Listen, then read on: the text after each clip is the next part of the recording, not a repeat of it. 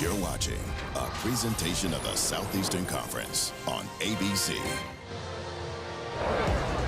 A rainy day in Oxford hasn't dampened the spirit of Ole Miss fans on the Grove as they get ready for a huge home game against Georgia. Lane Kiffin looking for the biggest win of his 5-year tenure as head coach of the Rebels. His team arrives with momentum. Jackson Dart set school records for total offense and passing yards in their rout of the Hogs at Arkansas last weekend. Kirby Smart brings the Dogs to Oxford for the first time since 2016. They arrived winners of 52 straight against teams not named Alabama.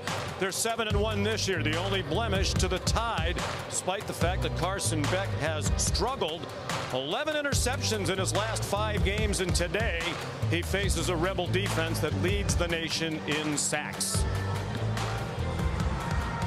You're watching the SEC on ABC, presented by Burger King. And welcome everyone to the Bud Light kickoff. The Georgia Bulldogs, number 3 in the first college football playoff rankings that came out earlier this week against the Ole Miss Rebels, number 16.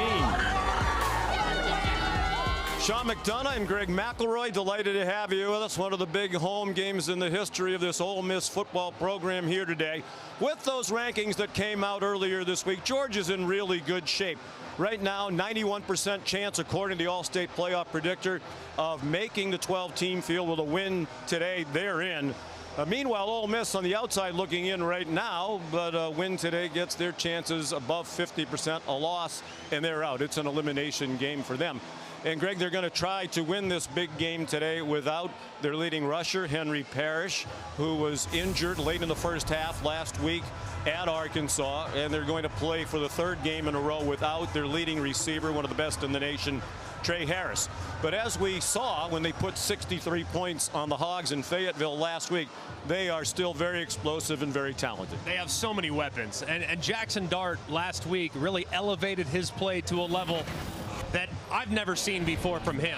He was so good on the downfield throws, 4 for 4 on throws that traveled 30 or more yards downfield. He's going to have to do that again. He recognizes safeties are high, but he trusts his wide receiver, and it's the accuracy downfield that allowed for a bunch of yards after catch, which will be important today. But in order to throw it downfield, you got to have time.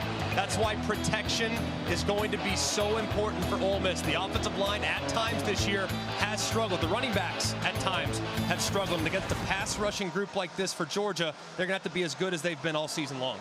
The Kirby Smart, the Georgia coach, says Jackson Dart's playing better than any quarterback in the Southeastern Conference right now. Hard to argue after what we saw last week. Meanwhile, his quarterback, Carson Beck, was a Heisman Trophy favorite for many entering this season, but he hasn't played like it. He hasn't, and it looks like he's pressing too. He looks like he's trying to do too much, trying to put the team on his back, and it's just not necessary. He's got great playmakers around him, but he's not seeing the field very well, and the pass rush has affected him multiple times this year, most notably against Kentucky, and then last week at times against the Florida Gators. They are confident in Beck, though. They think he's coming off his best week of practice, and they still believe in him. With the game on the line, he's going to deliver the throw on a critical 3rd down like he has on multiple occasions this year.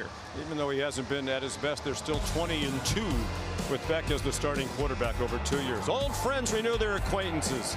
Kirby Smart and Lane Kiffin were coordinators together at Alabama. You're watching the Bud Light kickoff from Oxford, Mississippi.